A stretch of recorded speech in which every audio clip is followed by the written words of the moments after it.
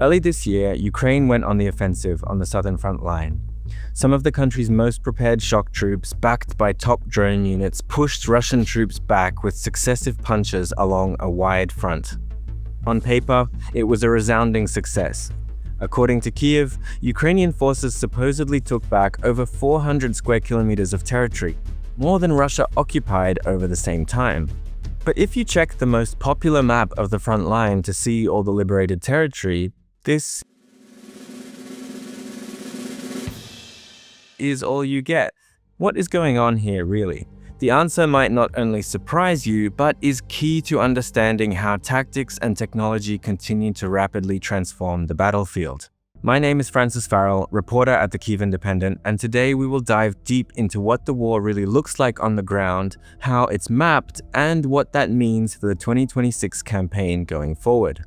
Before I continue, I do want to say that the reason I'm in a good position to explain the battlefield as it looks from the ground is because in a time where large international media have almost stopped reporting from the front line completely, we here at the Kyiv Independent continue to do so. During this southern counteroffensive, I was reporting from drone positions and command points in the south.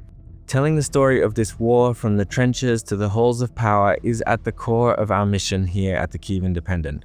So, if you want to help us continue to do our work, do become a member of our community by hitting the link below. Thank you.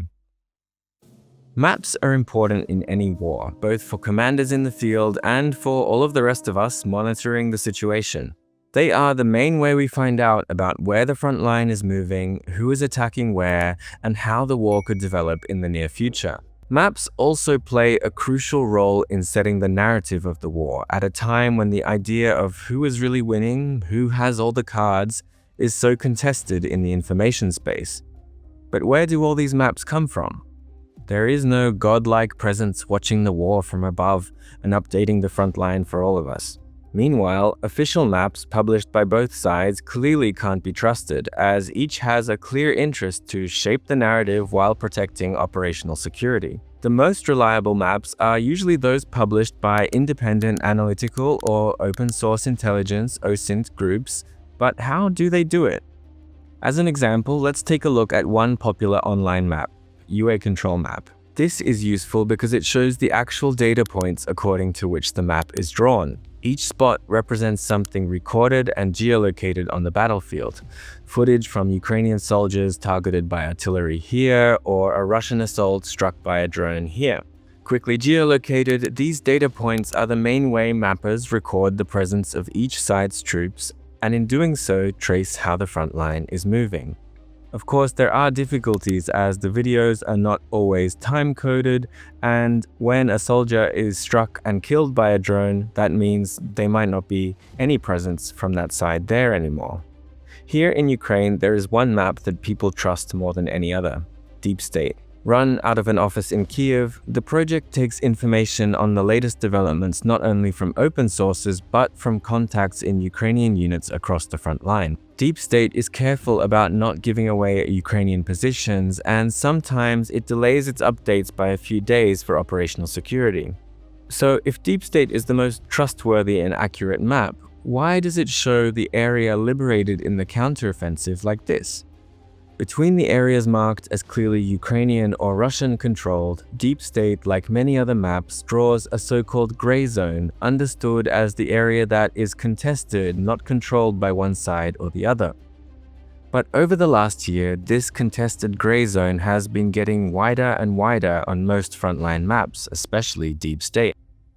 So what is really going on in the gray zone, and how are we meant to understand where the front line is? Well, to understand this, we need to go inside the tactics of the war of 2026, which we will do with the help of this tablet. We will be looking at a few different maps, but also drawing our own. I made a video about the drone-dominated battlefield and the rise of infiltration tactics around this time last year.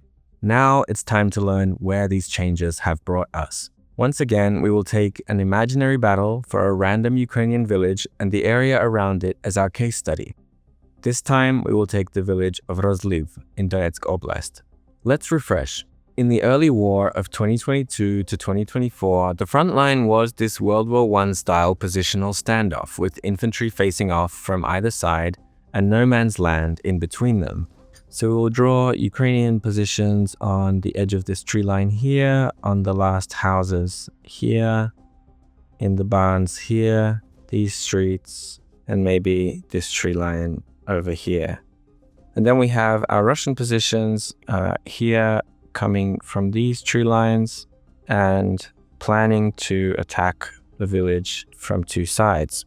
In the middle, we have our contact line, and here we have our so-called no man's land.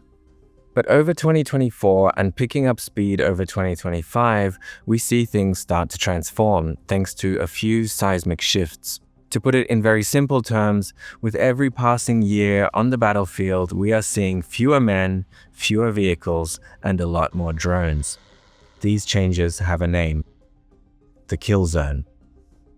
As of spring 2026, first-person view or FPV drones from both sides can now regularly fly over 25 kilometers into the enemy rear, mostly targeting logistics. The closer you get to the front line, the deadlier the kill zone gets. Ground robots begin to replace vehicles for logistics, and rotations are conducted at dawn or dusk to avoid detection. Around 5 kilometers from the zero, there are so many eyes in the sky and FPVs ready to strike that almost all movement is done by foot or sometimes by light vehicles like quad bikes. This here is going to be our gray zone, where anything that sticks its head above ground for too long can be spotted and destroyed within a few minutes. You can imagine the people here, right in the middle, or here on the Russian side. For infantry on frontline positions, the kill zone has made life unimaginably brutal. Ukrainian foot soldiers in the middle of the gray zone have told me how they often have to walk over 15 kilometers just to get to and from positions, and they usually end up staying there for a few months at a time. So what does all this mean for how an actual battle plays out? On the Ukrainian side, the chronic manpower crisis has meant that infantry positions are fewer and much further in between than in previous years, with some stretches of front line covered by less than 10 foot soldiers per kilometer. So on our map of Rozliv, that means we're seeing fewer and fewer of these infantry positions and more distance in between them. And what it also means is that the infantry that is there is less incentivized to actually come out of their holes and fight because of the constant threat from above that they will be spotted by the drones and then targeted by one FPV after another, artillery, glide bombs, the lot.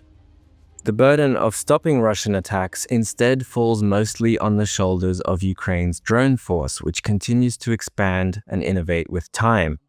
So they're out here in positions maybe in the next village over, in the forests over here, and they're using different kind of drones, FPVs, bombers to target the Russians either during the attack or ideally before they even make it to that front line.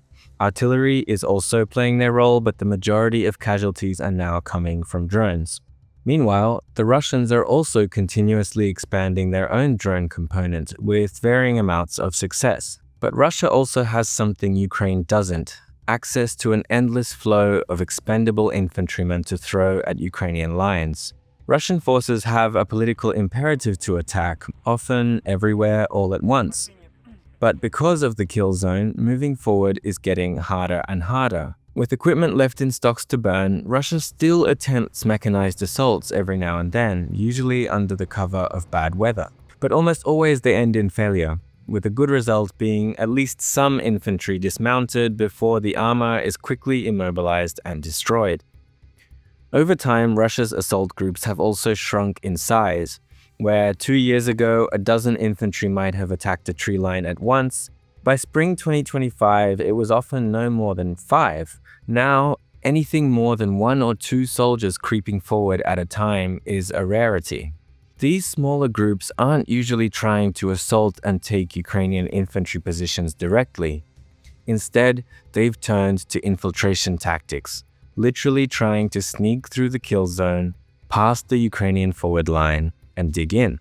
In Rozliv, what that might look like is coming through this tree line, digging into these houses here, through here, trying to find a way in, coming in through here, digging into one house after another, and slowly gathering. This is made easier by the holes in the Ukrainian defense left by the infantry shortage.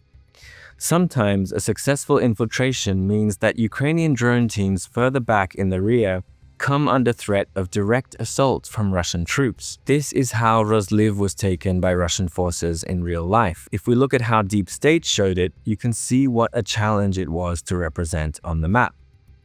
Now that was a year ago. Since then, the gray zone has only gotten deeper and more confusing to the point where actually drawing a front line at all is getting impossible. We can see this on UA control map, where in some parts of the front line, the recorded sightings of Ukrainian and Russian troops start to overlap more and more. So, back to this year's Ukrainian counteroffensive.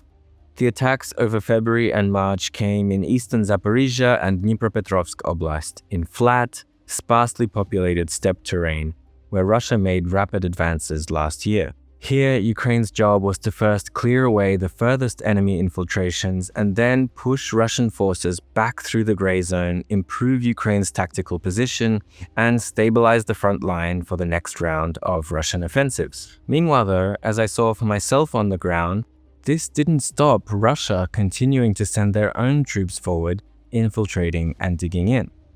Just as the front line itself was blurred, so was the idea of the tactical initiative. Trying to best represent the confusion on the ground, DeepState did the only safe and sensible thing, to extend the gray zone itself, but not to mark any new territory. So yes, while the counterattacks did make some real achievements, President Zelensky's claim of hundreds of square kilometers liberated was not really accurate. And that brings me to one more very important part of this story, the role of maps in the narrative war. Both sides in war have vested interests in showing a more favorable position on the front line than the reality on the ground. This was on display as Vladimir Putin claimed that Kupiansk was surrounded just weeks before Russian troops in the city were cut off by a Ukrainian counterattack. Or as Zelensky tries to get the message across to US President Donald Trump that Ukraine does in fact have the cards. But straying too far from reality for the sake of the information war can also be dangerous for one's own troops on the ground. The best example of this was last summer when Russian forces achieved a wildly successful infiltration of Ukrainian lines near the city of Dobropilya in Donetsk Oblast. Backed by massive artillery and glide bomb attacks and with the support of some of Russia's top drone units, hundreds of Russian infantrymen used favorable terrain to breach a weak point in Ukrainian lines. Instead of digging in just past the infantry positions, they went a lot further. Within a few days, they had pushed over 15 kilometers into the Ukrainian rear, causing all kinds of chaos. At first, the military downplayed the situation, saying that it was a minor infiltration that was quickly being liquidated. But the DeepState team, hearing from commanders on the ground that not enough was being done to stop the breach, took things into their own hands, drawing a dramatic Russian advance on the map and quickly showing all of Ukraine exactly how threatening the situation had become. Within a day, the Dobropilya breach dominated the news, and Kyiv responded by redeploying some of its top assault units under the command of the 1st Azov Corps of the National Guard. The attack was stopped, and over the next few months, the Russian presence was systematically cleared. The threat had passed before it could grow into something even worse. These independent OSINT mappers had now played an important role in the course of the war. So where does this all go from here? Going forward, the trends we see now are likely to only continue. More and more drones with longer ranges and increasingly autonomous capabilities will dominate the battlefield of 2026 and beyond, widening and deepening the gray zone and making drawing a front line on the map an even more difficult and confusing task.